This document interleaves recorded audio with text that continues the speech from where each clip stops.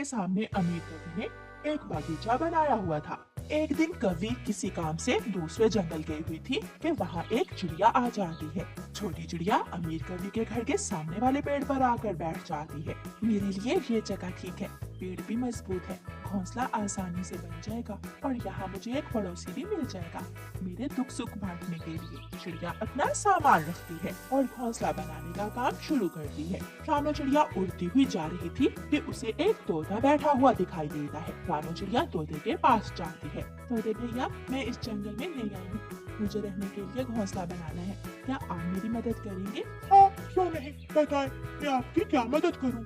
सबसे पहले मुझे कुछ लकड़ियाँ चाहिए जो छोटी हो और मजबूत भी। तो मुझे कहाँ से मिलेंगी? आप मेरे साथ आओ, मैं बताता हूँ आपको। फिर मिठू तोता रामू चिड़िया को नदी की दूसरी तरफ ले जाता है। वहाँ एक पेड़ सूखा हुआ था और उसकी शाखाएं लंबी लंबी थी। ये तो बहुत ठीक है, मैं ऐसे ही पेड़ का पूछ रही थी। चिड़िया उस पेड़ से कुछ सूखी शाखाएं तोड़ तोड़ कर नीचे फेंकती है और तोता वो शाखाएं इकट्ठी करने में चिड़िया की मदद करता है। चिड़िया रानी, बस कर जाए, आपका घोंसला बनाने के लिए ये लकड़ियाँ काफी है। चिड़िया भी पेड़ से नीचे आ जाती है। तो भैया, शायद मैं आपका समय जाया कर रही हूँ, लेकिन मुझे घास की भी जरूरत है। पेड़ के पेड़ पर मेरा घर है, मैंने अपना पक्का लकड़ियों का घर बनाया हुआ है। मेरे पास कुछ घास है, वो आप ले आए। शुक्रिया तोते भैया, मैं ये लकड़ियाँ छोड़कर अभी आती हूँ। चिड़िया वो लकड़ियाँ उठाती है और चली जाती है। चिड़िया लकड़ियाँ अपने सामान के पास रख देती है। ये मेरा पड़ोसी अभी तक नहीं आया हुआ है, जब तक मेरा पड़ोसी आएगा मैं तोते से घास ले आती हूँ, फिर अपने पड़ोसी से खूब बातें करूँ। चिड़िया चली जाती है और ढूंढती हुई बेरी के पेड़ पर तोते के पास चली जाती है। तोता अपने घर के बाहर बैठा चिड़िया का ही इंतजार कर रहा था। मैं तो उसी वक्त यहाँ आ गया था। ये घास मेरे किसी काम की नहीं है, ये आप ले जाए और अपने घोंसले में लगा लें। तोते भैया, आपकी वजह से मेरा काम तो बहुत आसान हो गया, वरना 2 दिनों में भी मेरा घोंसला न बनता। चिंता की कोई बात नहीं है, अगर जरूरत हुई तो आप मेरे घर आ जाना। कोई चीज लेनी हो या फिर बारिश की रात गुजारनी हो तो आ जाना। चिड़िया तोते से बहुत खुश होती है। तोते भैया, मेरे पड़ोस में भी किसी का घर है, लेकिन वो पक्षी अभी तक नहीं आया। अब मैं जाती हूँ। रानो चिड़िया घास लेकर वापस चली जाती है और जाकर घोंसला बनाने का काम शुरू करती है। पिंकी सहेली, मैंने अपने घर के बाहर एक फूलों का बगीचा बनाया है, कल देखने आऊंगी। गौरी, किसी भी गरीब पक्षी को अपने घर के आसपास न रहने देना। सोचना भी ना, मैंने सबको बता रखा है कि कोई भी गरीब पक्षी मेरी गली से भी ना गुजरे।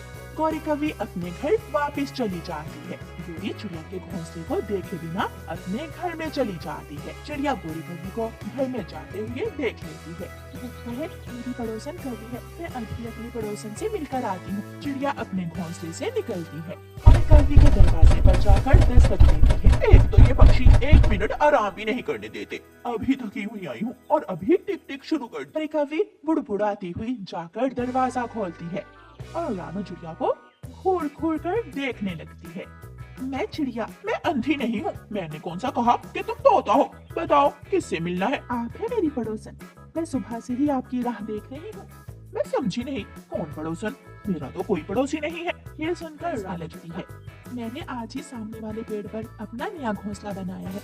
ये सुनकर गौरी थोड़ा आगे झुककर देखती है। कहाँ? कौन से पेड़ पर? वो घोंसला तुमने बनाया है? हाँ, वो घोंसला मेरा ही है। कैसा है? मैं तेरी नाक तोड़ दूंगी। उठा अपना घोंसला वहाँ से और भाग जा यहाँ से। कैसे मटक मटक कर बातें कर रही हो, जैसे मेरी बचपन की सहेली हो। निकलो यहाँ से। क्या हुआ? मैंने सोचा था कि आप मुझसे मिलकर बहुत खुश होंगी। मैंने एक बार कहा है, अपना घोंसला उठा और यहाँ से भाग जा, तो ऐसे नहीं जाएगी। गौरी कवि जल्दी से उठती है और जाकर चिड़िया का मटका उठाकर नीचे फेंक देती है। मटका टूट जाता है। चिड़िया रोने लग जाती है। कृपया करे कवि, मुझे माफ कर दे, मेरा घोंसला मत तोड़े, मेरा सामान मत फेंके, मैं 1-2 दिनों में चली जाऊंगी यहाँ से। आई बड़ी मेरी पड़ोसन, शक्ल देखी है अपनी। गौरी कवि गुस्से में अपने घर चली जाती है और रानो चिड़िया घोंसले में बैठकर रोने लग जाती है। कुछ पक्षियों के दिल भी पत्थर के होते हैं यार, एहसास नाम की कोई चीज नहीं है ऐसे पक्षियों में। रात गुजर जाती है और फिर सुबह सुबह ही गोरी कौवी फिर से आ जाती है। रात तो गुजर गई, अब शाम से पहले पहले अगर तुम यहाँ से ना गई तो मैं इस पेड़ को और तेरे घोंसले को आग ही लगा दूंगी। रानू चिड़िया कुछ बोले बिना हाँ में सर हिलाती है। उसकी आंखों में आंसू थे। जैसे ही गोरी कौवी जाती है, रानू चिड़िया उड़ती है और बेरी के पेड़ पर तोते के पास जाती है। तोते भैया, मैं भूल में थी। मैं सोच रही थी कि मेरी पड़ोसन भी मेरी तरह नरम दिल की मालिक होगी, लेकिन उसे तो मेरा वहाँ रहना बिल्कुल भी पसंद नहीं आया। वो कभी ये नहीं जानती कि पक्षियों को जिंदगी में एक दूसरे की जरूरत पड़ती ही रहती है। आप जाएं और अपना सामान उठा लें। आप मेरे साथ मेरे घर में रहें। फिर रानू चिड़िया जाती है और अपना सामान उठा लाती है। तोते भैया, मैं घर के काम में आपकी मदद करूंगी। मैं लाऊंगा दाना और आप करोगी घर की देखभाल। ऐसे तोता और रानू चिड़िया मिलकर रहने लगती हैं। एक रात ठंडी हवा चलने लगती है। गोरी कौवी पिंकी के साथ घूमकर जब घर आती है तो उसे सख्त बुखार हो जाता है। गोरी कौवी अपने घर में बुखार से तड़प रही थी। हाय हाय, यहाँ तो कोई भी नहीं है, कौन मदद करेगा मेरी? मैं मर जाऊंगी। हाय। सारी रात गोरी कौवी बुखार से जलती रहती है। आधी रात को काली बिल्ली खिड़की से आकर देखती है। काफी आसान भोजन, आसान शिकार। मियाओ। काली बिल्ली छलांग लगाती है और गोरी कौवी के घर में घुस जाती है। बचाओ बचाओ, कोई मुझे बचाओ। मियाओ मियाओ। कौन बचाएगा तुझे? तेरा ना तो कोई पड़ोसी है और ना ही कोई मदद करने वाला। मियाओ। अगर कोई होता तो जरूर मदद करता तुम्हारी। मियाओ।